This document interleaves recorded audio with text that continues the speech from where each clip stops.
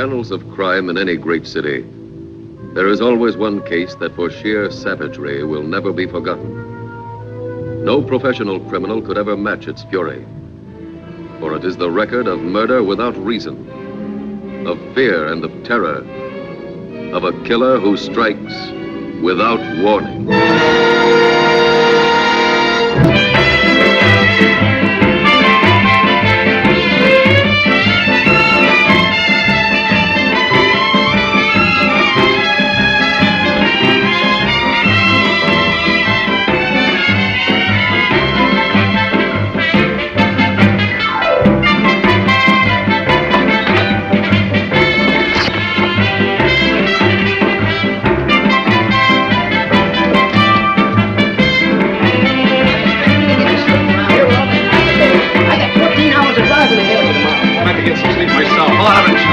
I thought this was a quiet spot. This is the manager. You'll have to turn off that radio. The other guests are complaining. I said turn off that radio. I'll come in and do it for you.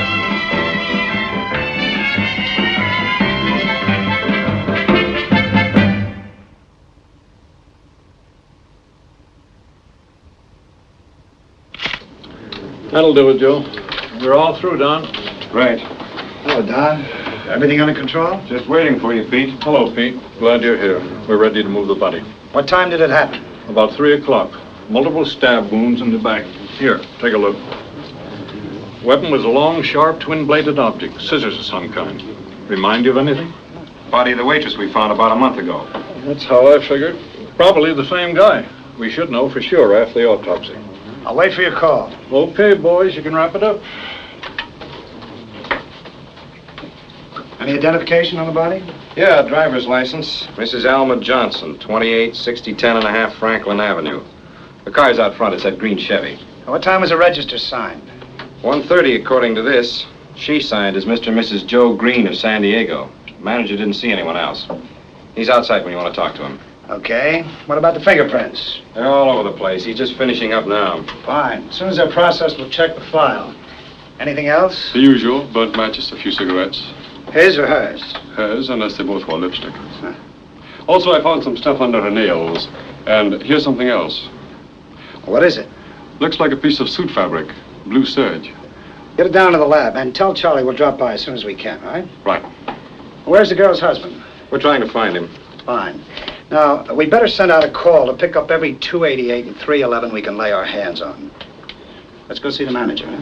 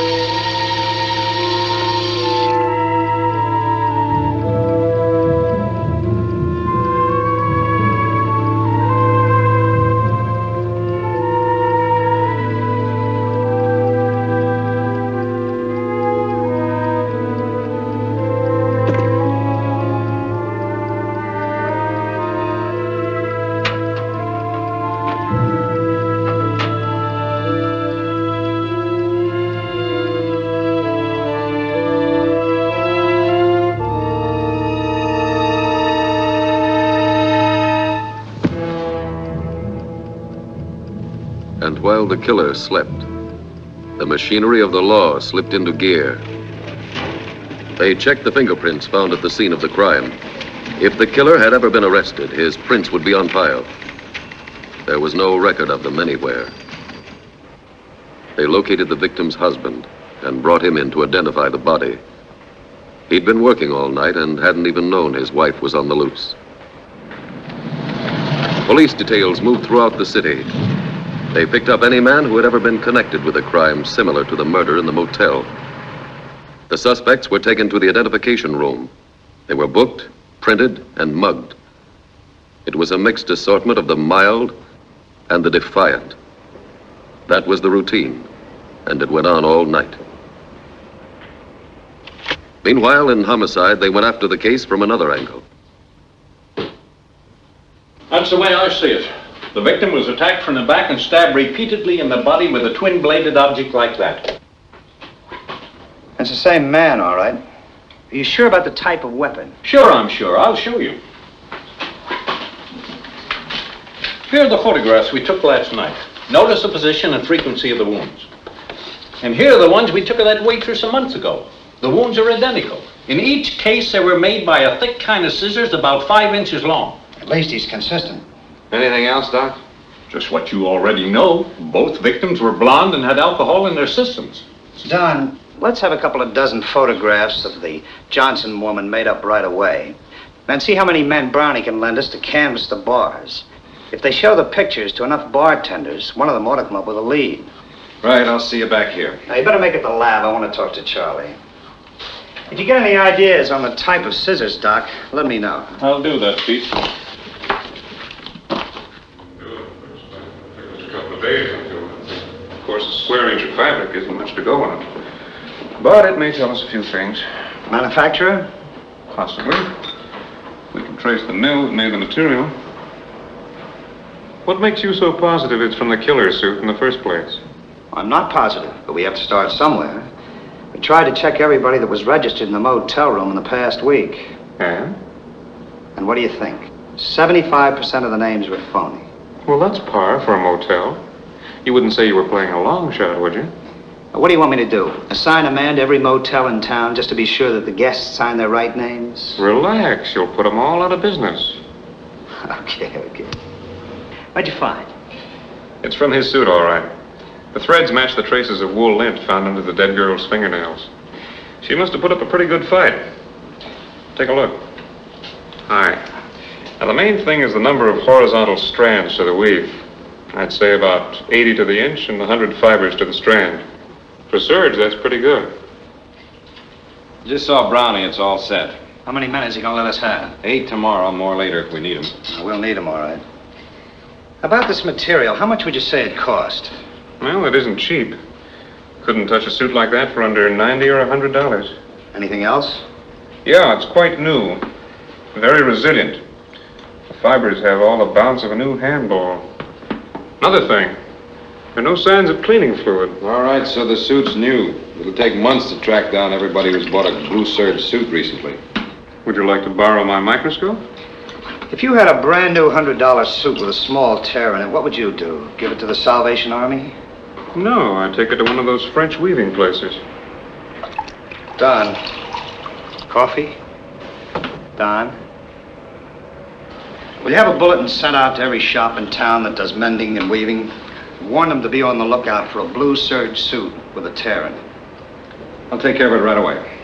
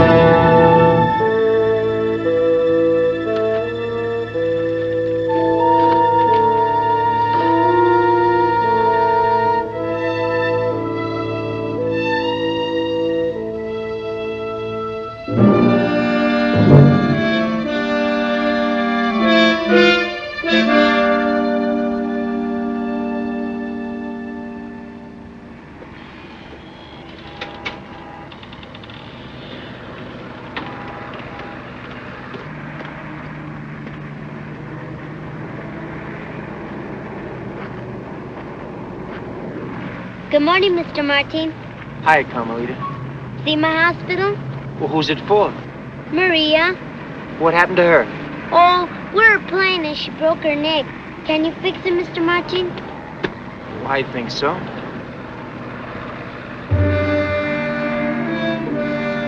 There, she's as good as new. Hey, what are you doing with that package? What's in it? Let me see, please.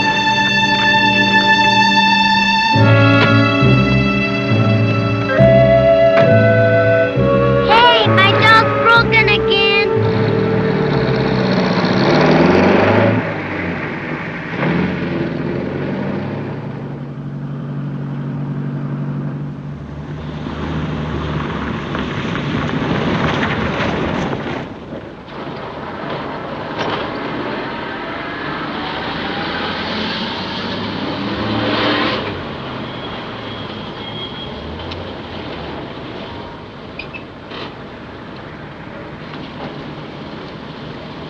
Hello, Carl. How are you? Hi, Fred.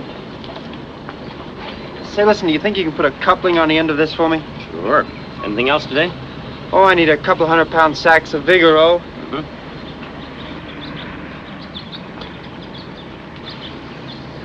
And about 10 pounds of clover seed. Okay.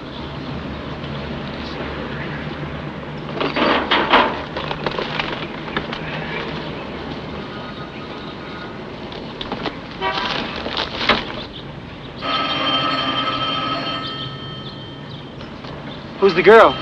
Well, that's my daughter, Jane. She came down from Fresno to live with me. I think I mentioned her to you. Oh. Is she going to be here long? Only till her husband gets back. He's been sent overseas. Dad? You're waiting on the phone. Okay, honey. Jane, this is Carl Martin. Hello, Carl. How do you do? Here, let me help you.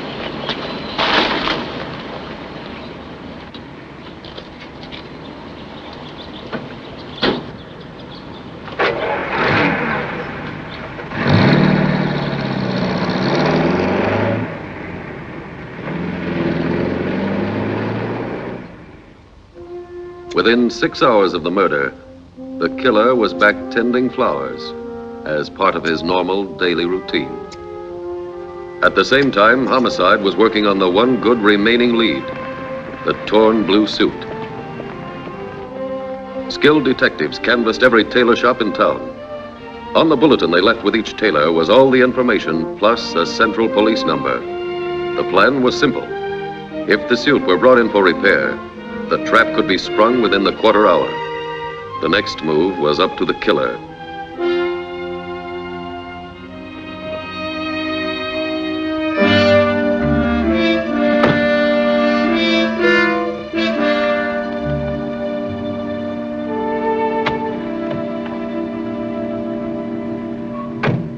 First of all, lady, I can fix it, but it'll show, and this is too good a skirt for that. A friend of mine had a tear in her dress, and she took it someplace and had it mended, and it didn't even show where the work was done. So why can't you mend my skirt? Look, lady, when material is burned or a piece is ripped out like this, there's nothing you can do. When you ripped it out, you left a piece behind. You see, there's a piece of material missing. Look, you can see for yourself it doesn't fit together. Now, I have to take threads from your hem to weave in the missing space. That's the only way it can be done.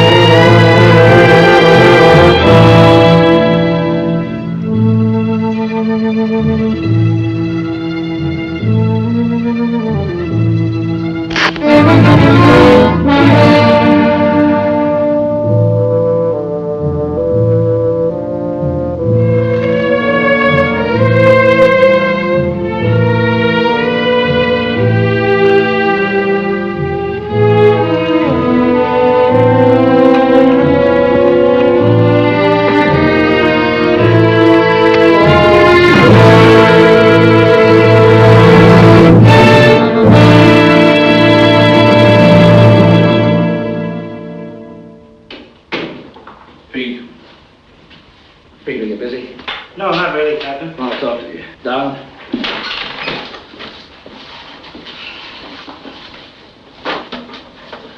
What's up? Well, I don't have to tell you the spot we're in over the killings of Mrs. Rollins and Mrs. Johnson. I've heard. You can't blame them. We haven't turned up anything new in 3 weeks. We know. Haven't you fellas got a theory, a hunch, something to get us out of this? All right, see what you think of this. We have a kind of a theory based on the pattern in these two cases. A pattern? It's a time pattern, mostly. Mrs. Rollins was killed March the 3rd, approximately 3:30 a.m. Mrs. Johnson at 3 o'clock in the morning on April the 2nd. That's right. Both early in the month. Maybe he likes the position of the moon then. Or maybe he gets paid at the end of the month, and he likes to wait until he has enough money to go out in style. I don't know. Pete, it's the end of the month now. Yeah, I know. And if our theory is correct, you can tell them that the department is going to have another dead woman on its hands. And soon.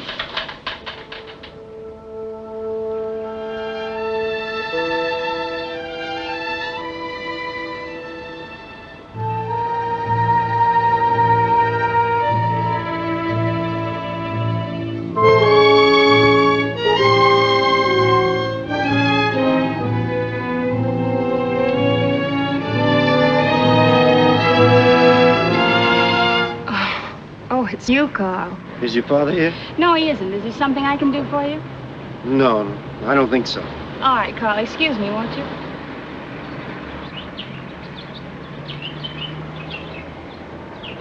What do you think of the way I butted this Hoover under the California?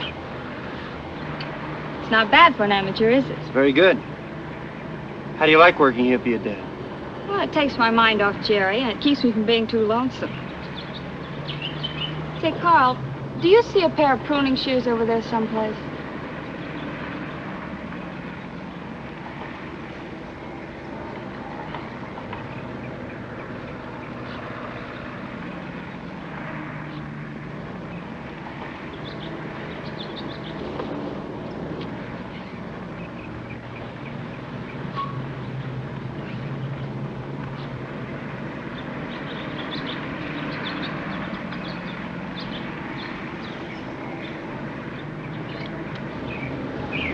Thanks.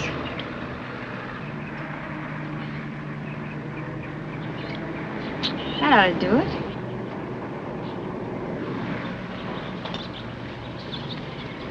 Is there anything I can tell Dad for you? Well, one of my customers asked me for a rare tropical plant. I thought maybe your father could help me. Want me to give you a good suggestion? Okay. Why not a Cattleya orchid? I understand with proper care they do very well around here. Have you got one in stock? Well, no. Dad sends to Hawaii for them. However, this is the right season. We ought to be able to get one in a couple of weeks. Is that too long? Well, he said there was no rush. Order one for me, will you? All right, Carl. Thanks for the suggestion. Not at all. Goodbye.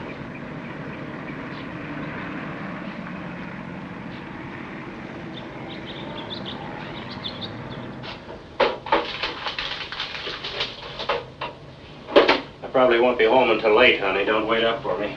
If you don't do any better than you did last week, don't come home at all. You sure you don't want to come along? No, Dad. I think I'll stay and finish the books. Okay. Well, I left the sprinkler on. Turn it off in about 15 minutes, huh? All right, Dad. Good night.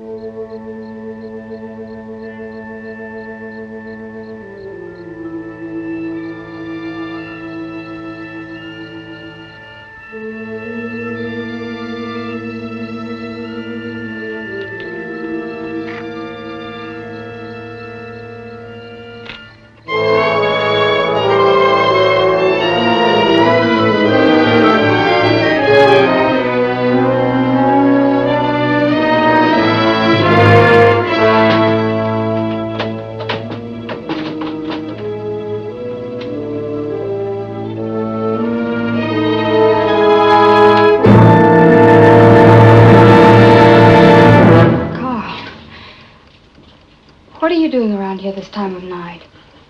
I was just passing. I saw the light on. I thought I'd pay my bill. Oh. Well, that'll save me having to mail it out to you. How come you're not watching Fred bowl? This is his regular night, isn't it? Yes, but if I don't get these bills out, he won't have enough money to bowl. Let's see. Here's your account, Carl. You owe us exactly $34.45. Yeah, that's right. Are you going to work very late tonight? Well, I have to get out all these bills. You got a way of getting home? Oh, I usually hop the bus at the corner. It's just a short ride. I'll be glad to wait for you. I have my car. Well, that's very sweet of you, Carl, but I wouldn't want you to waste your evening waiting around for me. I don't mind waiting. I have nothing better to do. We might even stop somewhere and have a drink. See, that's $34.50, $35.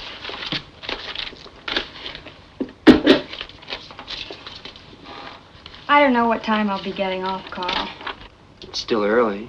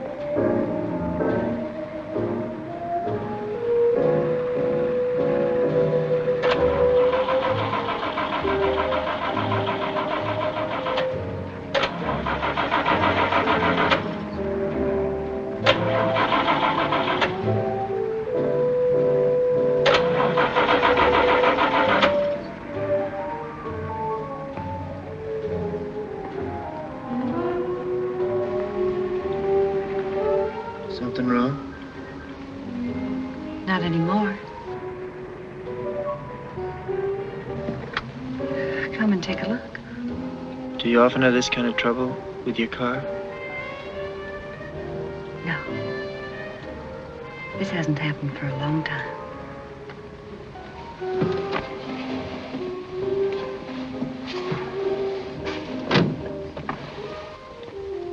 I'll do what I can. I'd appreciate it.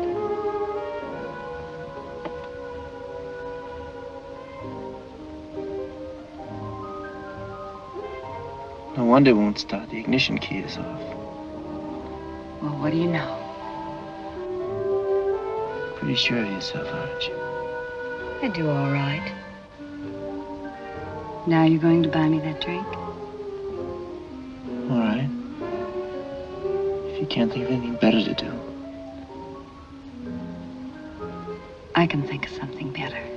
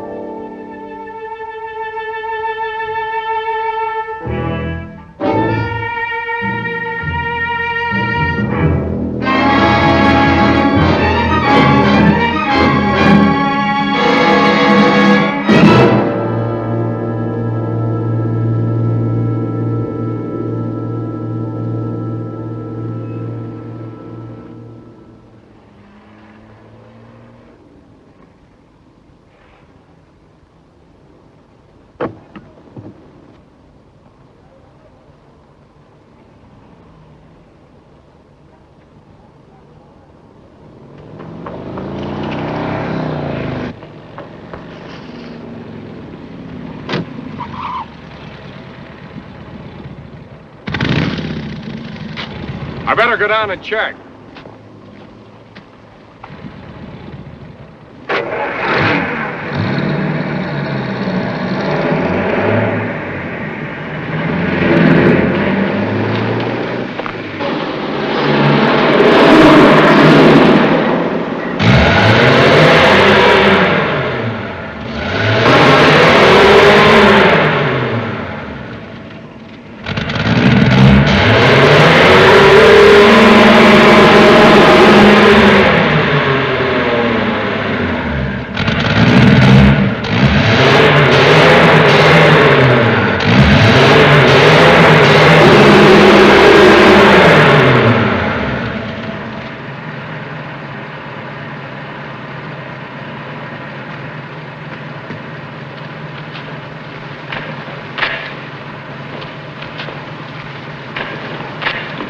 Hi. What are you doing down here?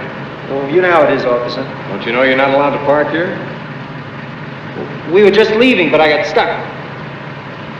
All right, I'll give you a hand. What's the matter with her? I'm afraid she had too much to drink. She dozed off. Dozed off. Get out while I take a look at her. Sure. Go ahead.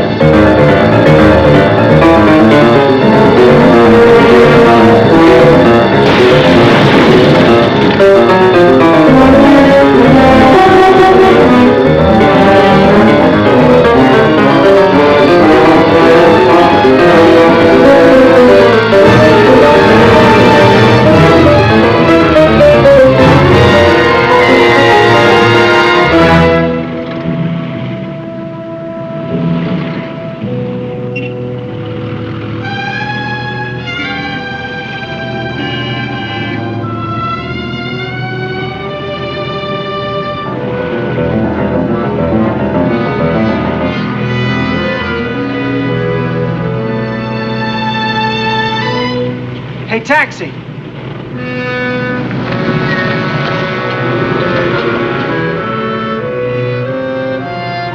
Union Station.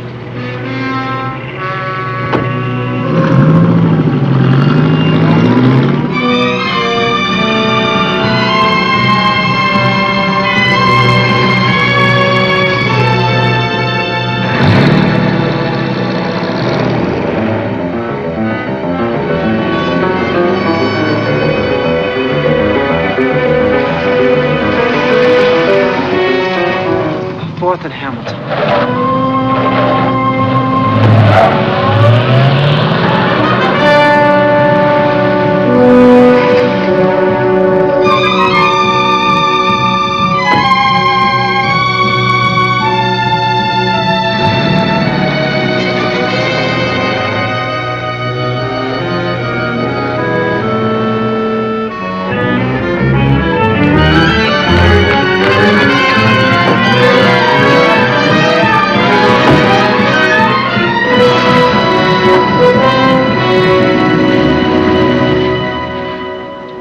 K. Roger, KMA 367.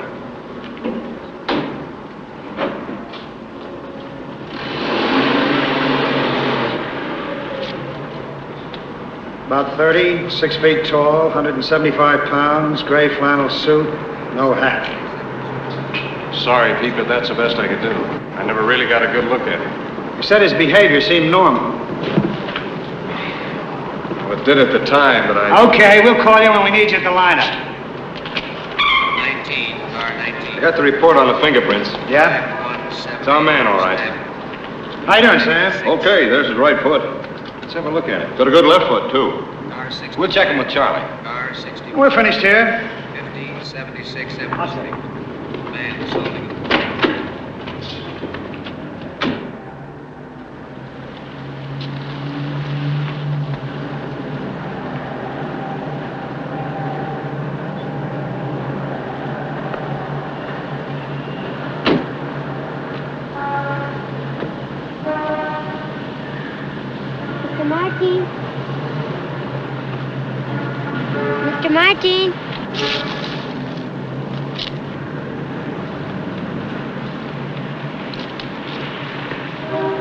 Can I fix it for you later, honey? Don't forget.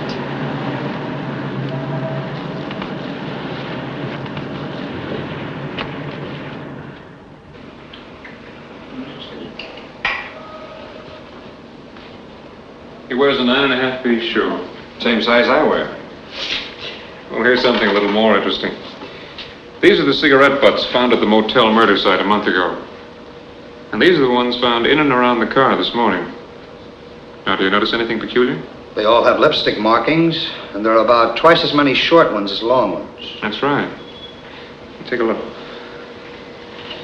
Notice the lipstick on the long one to your right. It's uneven and spread pretty thin. Now look at the short one. It's almost twice as thick. In each case, the murdered woman smoked the short one, but she lit the long one in her own mouth and then passed it over to him. Excuse me. Hello, Wilkins speaking. Pete? Yeah, he's here. Okay, I'll tell him. I want you down at the Central Produce Market. They have a guy who thinks he saw your man. Let's go, Don.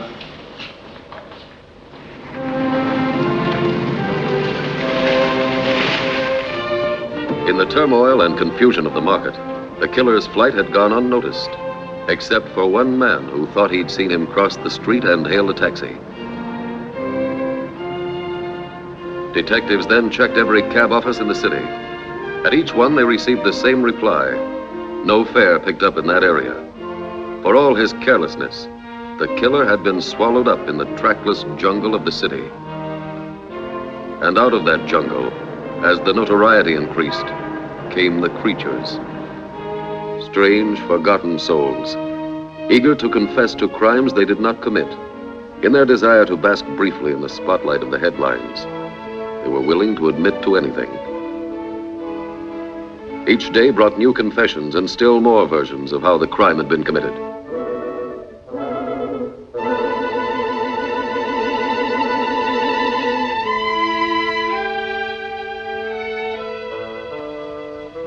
And so the admissions of guilt continued. Every cop on the beat had at least one habitual whom he could count on to confess to any and every crime. It was time-taking, discouraging work. But every story had to be checked, every letter and phone call investigated. There was always the chance that this one might be it. The only one who enjoyed it was the killer. It became evident they needed more than a physical description to pin him down.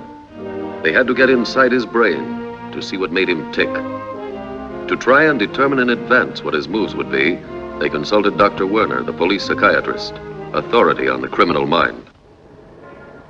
Well, I'll say that homicidal maniacs fall pretty much into three categories. There's the sadistic psychopath, the epileptic equivalent, and the paranoic. Now let's consider the sadistic psychopath first. Now you'll recall, no doubt, that the wounds inflicted on all three parties were pretty much alike. According to the coroner's reports, any one of these wounds might have caused death immediately. There was no real attempt at torture. So I think we can forget about sadistic psychopaths. Good enough. Then let's consider the epileptic equivalent. He kills in frenzied fits and seizures at unpredictable times. His methods are varied and irregular. Now, according to the motorcycle officer who saw him, your man was perfectly calm. And the records indicate a possible time pattern in his attacks and regularity in his methods. Which leaves us the paranoic. And I think he's the man you're after. Now, to illustrate my point, let's take a brief case history. Well, I won't say it's his, but it might be. A boy who is emotionally too weak. Maybe without parents or friends or family. He's lost, nobody to hold on to. But he finally finds a wife or a girl and becomes entirely dependent on her. Well, she turns out to be no good, but he still clings to her. But then one day she runs off with another man who shows her a good time. The boy is desperate because he finds himself lost again. He suffers a tremendous shock, and that does it. His world collapses, and he has to get even. The balance of his mind tips so that his emotions are transferred to a pathological desire for revenge on the girl or her prototype. Blondes, under 30, about the same height and weight. And he'll keep on killing the same type of girl until you catch him. And so they had a little more to work with, especially when the psychiatrist's information dovetailed with their first real break. A Glendale cabbie remembered picking up a fare at the produce market on the morning of the murder. He'd been afraid to talk before. There's a local ordinance that prohibits out-of-town cabs from picking up a fare inside city limits. Lieutenant Hamilton? Yeah, that's right, that's me. My name is Jackson. I'm with the Rapid Transit Cab Company. That's Sergeant Ward. Glad to know you, Sergeant. I've got some information for you fellas, but it's got to be off the record. It'll be off the record, forget it. It's about this crazy killer you guys are after. Sit down. Thank you. I'm at the produce market one day on my regular beat, and I'm picking up a guy, see? It's a funny thing about this guy. I drop him off at the Union Station. I'm pulling up for a stoplight at the corner. I'm lighting up a cigarette, and I take a look behind me, and I see this guy making a beeline for a different cab. What kind of a cab? A yellow. Yellow. You sure? Yeah.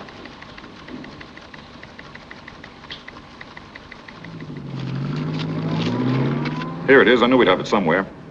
Cab number 803. Picked up a fare at 6:05 at Union Station. Drove him to 4th and Hamilton. Thanks. Sure. Let me see. She does look a little familiar. But I see so many faces, it's hard for me to... Try and think. I am trying. Yeah, I remember now. There was a dame in here looked like that. Only a little blonder, I think.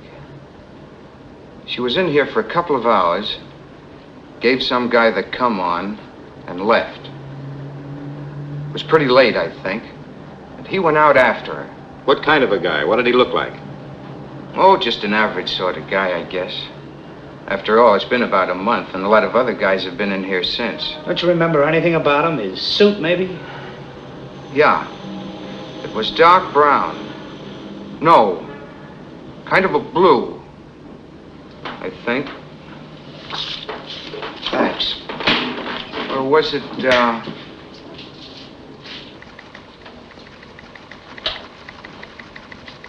So from now till the end of the operation, you're all assigned to us for special duty. Each of you's been chosen because of a close resemblance to the type of woman this man is likely to go for. It's your job to see that he does go for you. We've been able to figure his range of operations to an area within a radius of 15 miles. We've also classified the bars where he's likely to pick up his next victim. He's expected to strike in the next few days. Now for procedure. A plainclothesman will be detailed to each of you. You will never be out of his sight.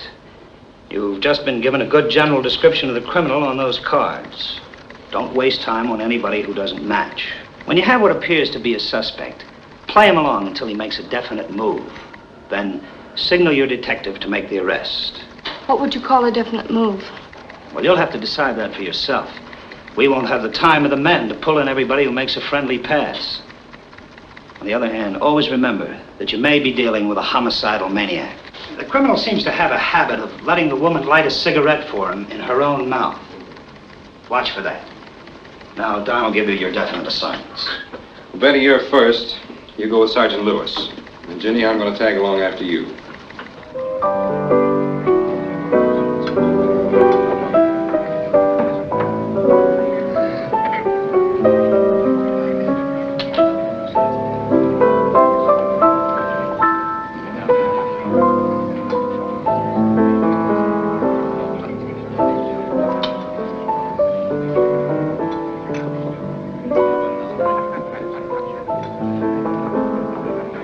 That's a good idea. I like the beach when it isn't so crowded. Let's go.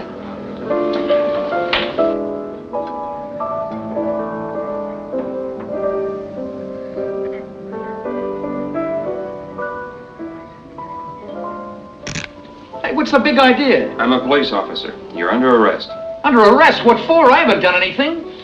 What about it, Betty? Book him on 836-3. You heard the lady. Let's go. Look, like I told you, I just stopped in for a drink after the show. I tell you got me wrong. I'm a happily married man. Look. That's fine. I bet your wife's proud of you. You gotta believe me. I never had any trouble with the police before in all my life. I never been in jail before. Nothing like this ever happened to me before. Oh, a couple of traffic tickets, things like that, but... Okay, you can go. Honestly, officer, you gotta believe me. I'm telling you the truth. You can go. I know, but you don't understand. Oh.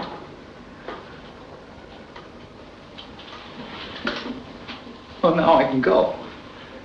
You bring me all the way down here and you fingerprint me and you embarrass me and then you tell me I can go home. Well, I got a half a mind to sue the city for false arrest. You wouldn't really do that. I wouldn't? Don't kid yourself, bud. I know my rights. You're not gonna push me around, you flat-footed... You want to be jailed as a public nuisance?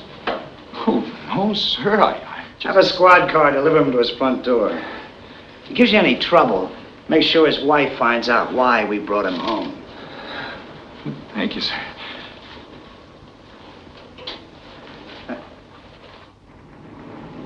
They weren't all quite so innocent.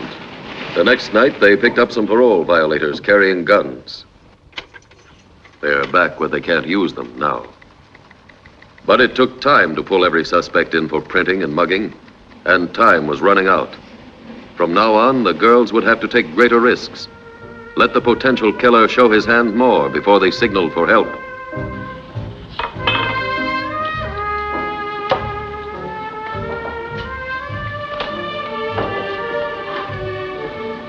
So that's the whole story. Twice a month he goes away on a business trip. And leaves you home to twirl your thumbs. It's not so bad. At least I get to meet a lot of interesting people this way. I'll bet you do. How about another drink?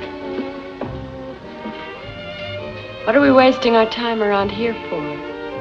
I don't know. Come on, let's go.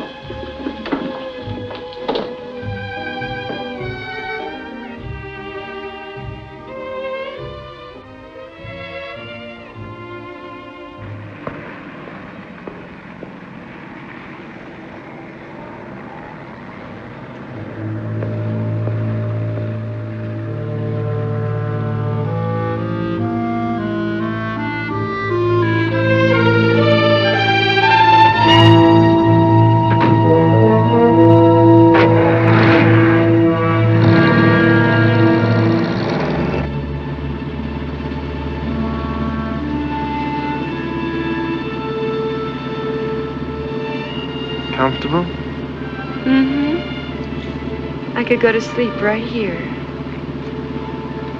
Why don't you?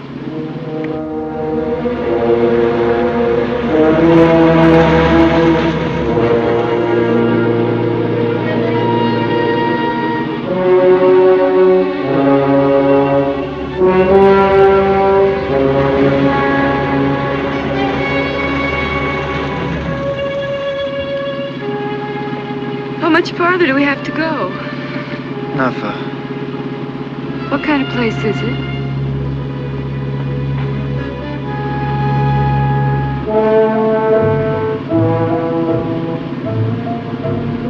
Just a nice little place.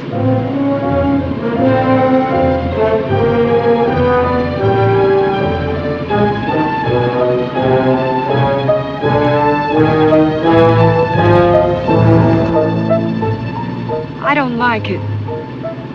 It's too quiet. Let's go back toward town.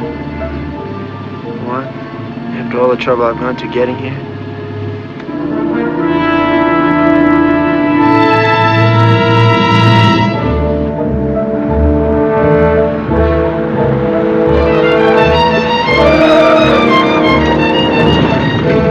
Why did you turn in here? Why not?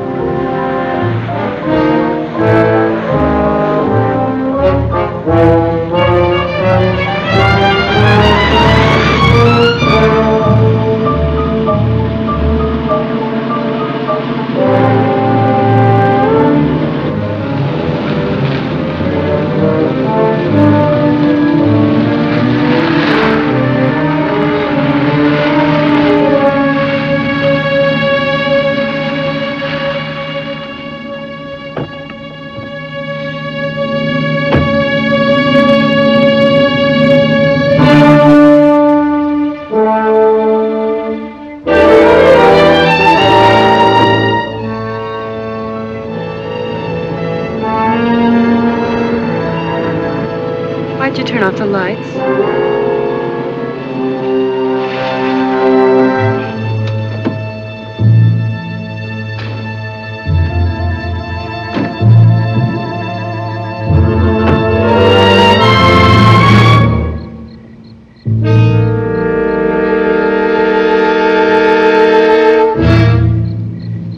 What are you going to do?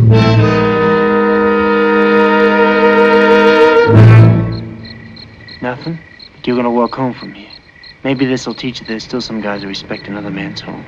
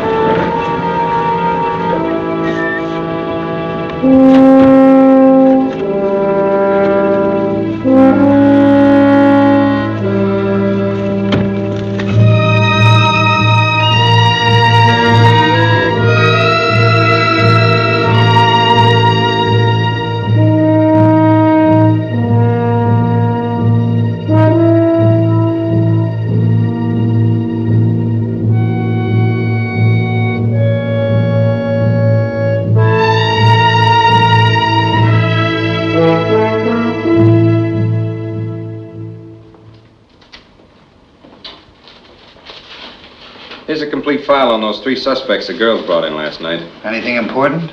We turned one of them over to robbery. Prints matched some from a liquor store holdup last week. The other 2 are in the clear. I still think what happened to Virginia last night's a classic. Driving a girl up in the hills just to give her a lecture on morals. Lieutenant Hamilton. Yeah? When? Right, hold the car. We'll be right down. I just found a blonde in the riverbed, stabbed to death.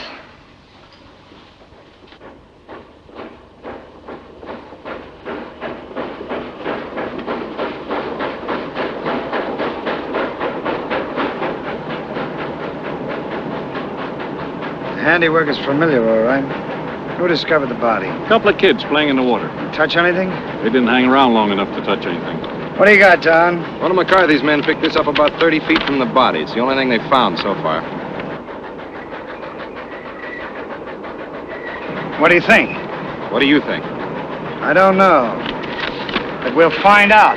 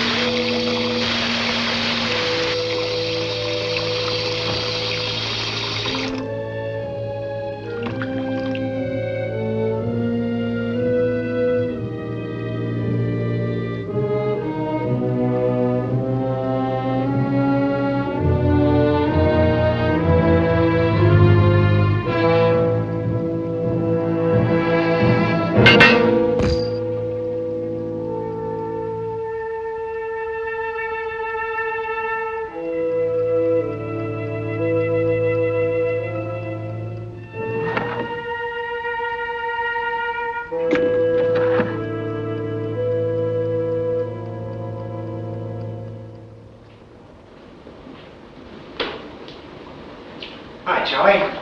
Hi, Pete. What do you got? Plenty. You'd be surprised what you can find in an old spring. Keep talking. It's from the murder weapon, all right. Fresh blood all over it. Signs of older blood, too. This baby's been used before. Probably 3 times before. What's it from? Garden shears. That ties in. You see this? Yeah, what is it? Nitrate of soda. Urea. Ammonium phosphate. Now, these are all basic ingredients of commercial fertilizer. We've analyzed a few surface crystals, and we'll get the complete formula eventually. Anything else? Well, we're just getting started. Take a look. Wood fibers from the bark of some small tree or bush. We're still checking. Nice work, Charlie. You guys delight me. Well, sometimes we even delight ourselves. Oh, one more thing before you go.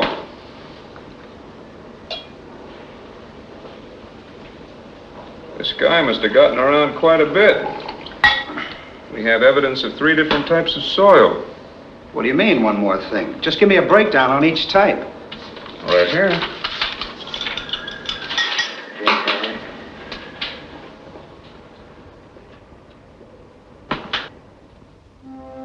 When the breakdown disclosed that the 3 types of soil found in the spring came from different sections of the city, they knew that gardening was not the killer's hobby. It had to be his profession. With that information to go on, the clues began to add up. The first step was to find the exact make of garden shears used as the murder weapon. It meant a rundown of every hardware store, supply house, and distributor of garden tools. It was a lot of legwork, but it had to be done. Somewhere in the city, there was a pair of shears that the spring would fit. In the laboratory, analyzing the components of the fertilizer identified with the murder weapon called for a different routine. Not as much running around, but plenty of midnight oil burning. Eventually, they were able to break down the specimen solution to the exact chemical formula. From there, it was a simple step to determine the brand name.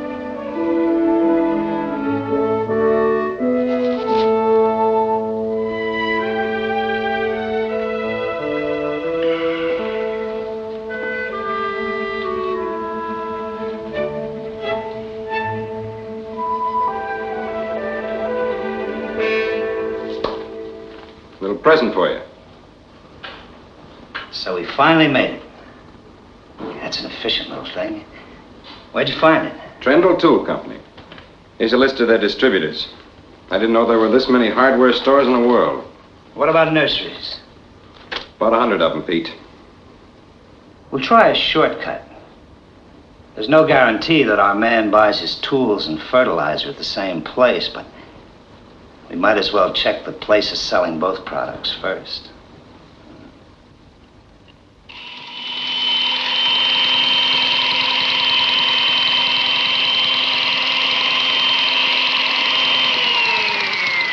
Carl. Hi, Mr. Kent. Did you find out about that plant we discussed, the orchid plant? The Catalina? Well, it hasn't come in yet. You said there was no rush. Oh, but that was some time ago. My wife's birthday is the 10th of this month. Well, it ought to arrive any day, sir. I don't want to disappoint Mrs. Kent. Be sure it's planted by then, Carl. I'll see that it is, sir.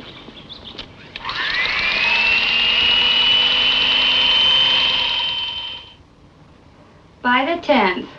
Yes, I know it's important. Well, I'm sure it'll be in by then. All right, I'll do what I can. Goodbye. Who was that? It was Carl Martin.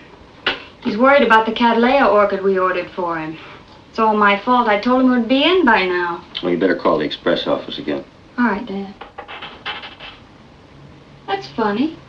What's the matter? Our honeymoon picture's gone. Sure you didn't take it home with you? No, it was right there on top of the safe. Must be around here somewhere. Here, honey. Come on, make your call. I'll help you look for it. All right.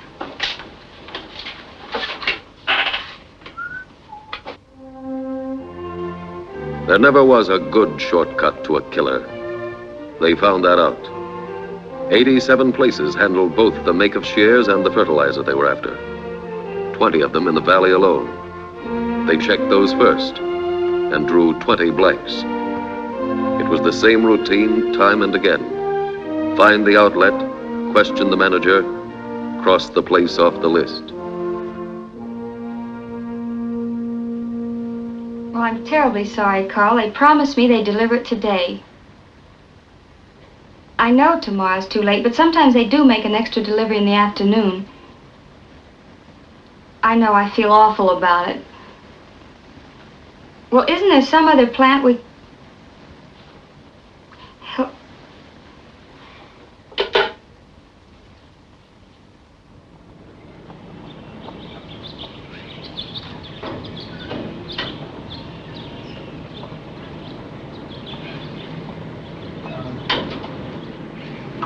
Well, it finally got here.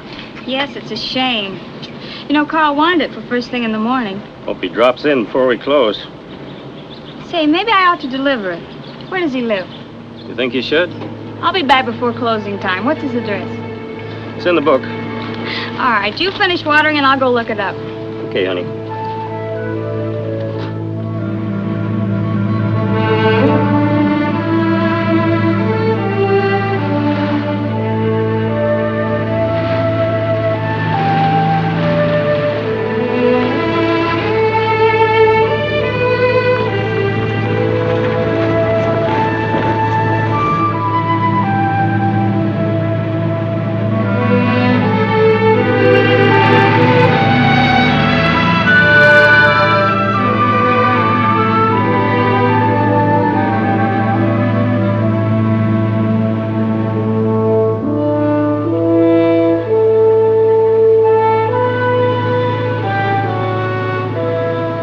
Which one is next? Saunders Nursery.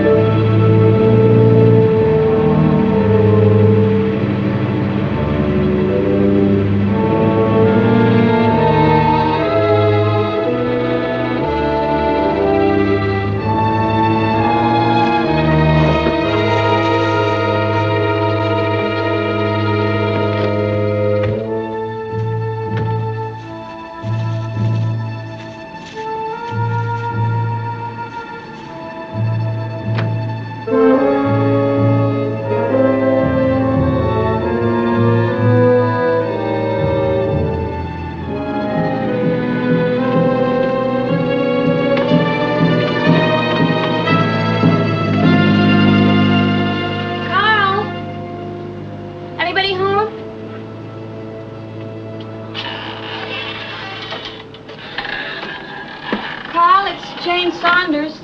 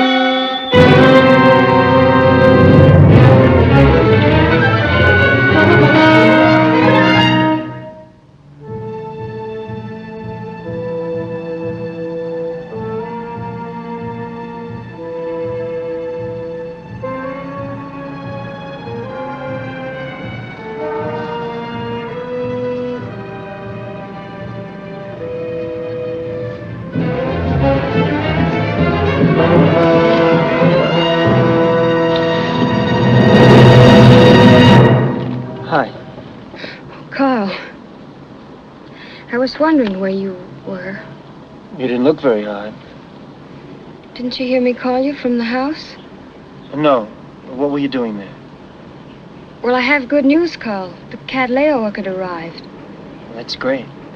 Let's go in and look at it. Well, I can't right now. Dad's all alone and I have to get back. Well, it'll only take a minute. All right, Carl. Just for a minute.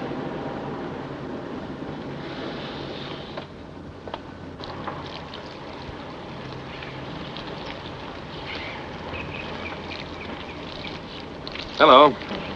You the manager of this place? That's right. What can I do for you? We'd like a little information. Be right with you as soon as I turn off this water.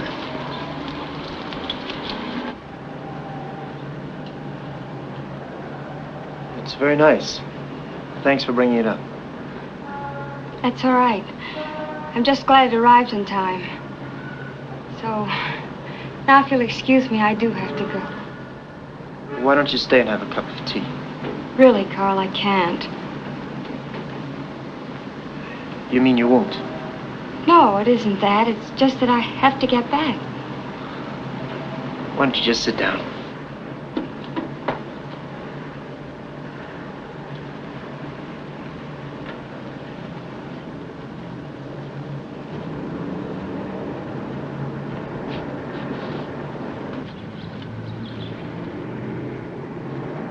All right, gentlemen. What do you want to know? You sell this make of shears and Vigoro fertilizer, is that right? Yeah, I have been for some time. Why? You recall selling a pair of these shears, or that brand of fertilizer, to a man approximately 6 feet tall, 175 pounds, brown hair, about 30 years of age? Let me think.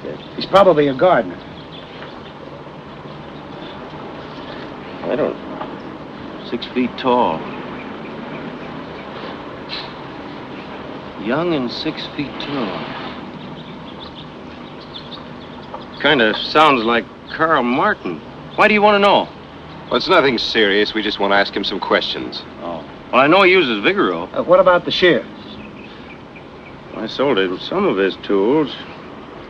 I'd have to check the books. It'd take me some time. Go ahead. Okay.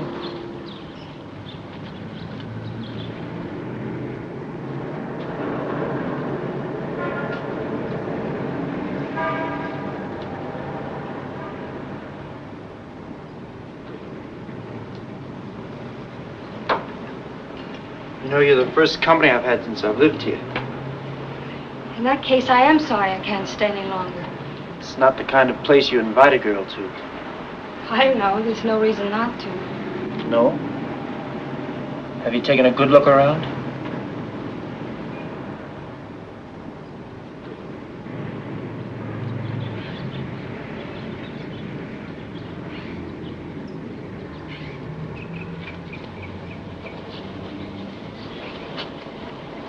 Yeah. Let's see now. Sanders, Lawton, Mapes. Here it is. Carl Martin. Yeah, he bought a pair of shears about 4 months ago. That's all right. We'll take your word for it. What's his address? 632 Hill Road. Thanks. Has Carl done something wrong? No, it's just a routine check. The reason I asked it, I was just thinking about something. What is it?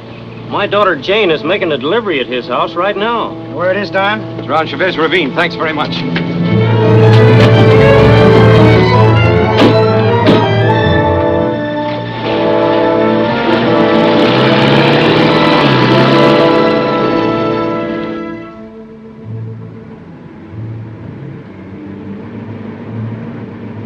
Thanks for the tea, Carl. It was very good.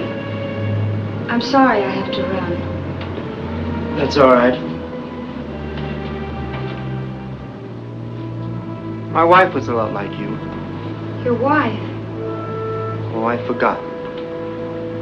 You didn't know I was married, did you?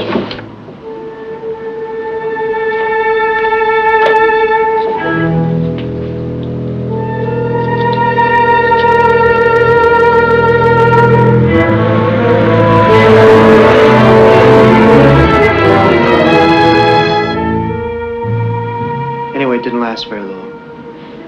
I'm sorry. Why, I'm not. Better off without her. Please, Carl, it's getting late. Mr. Martin. Sit down. I've got something very interesting to show you.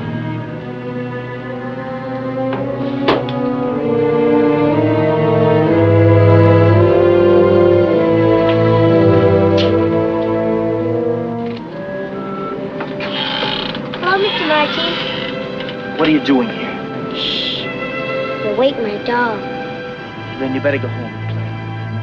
But you told me I could play anytime I wanted to. I don't care what I said. I don't want you around here now. Go on. Go on.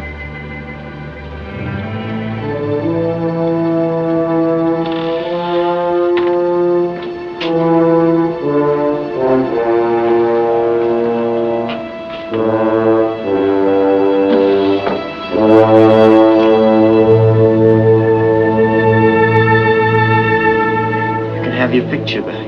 My picture. I won't need it anymore. Going out to your car. Don't make a sound.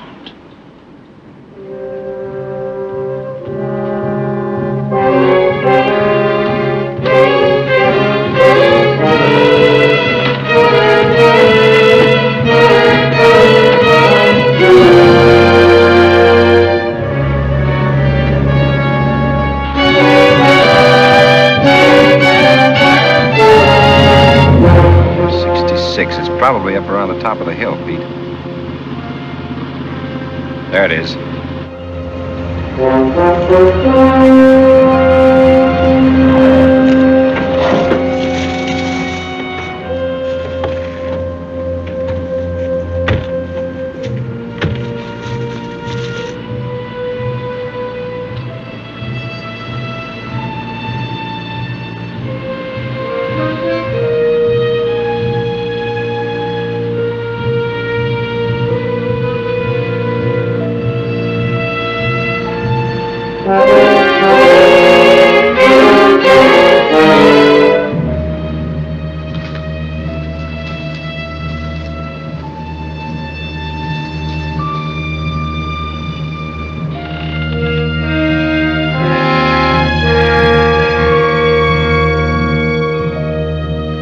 He must be around somewhere. Tea's still warm. The girl's been here, too. Check the back.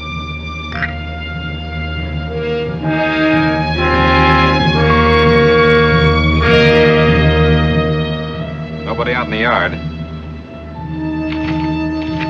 Take a look at this.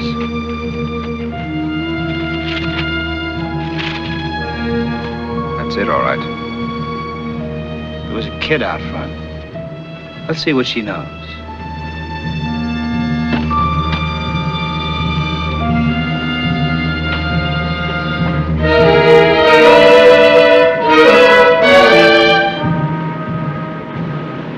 Hi. Honey, do you know the man who lives in that house? That house. Who lives there?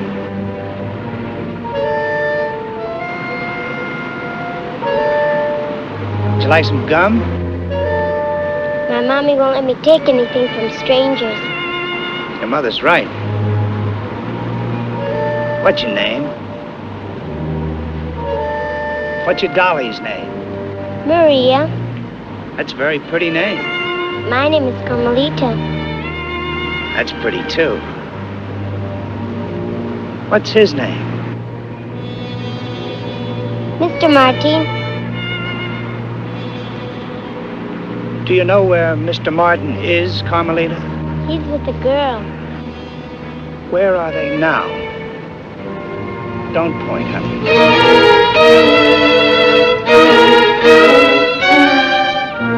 Carmelita, go home to your mommy, please, honey.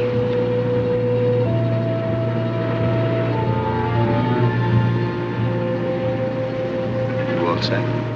I got it. Okay.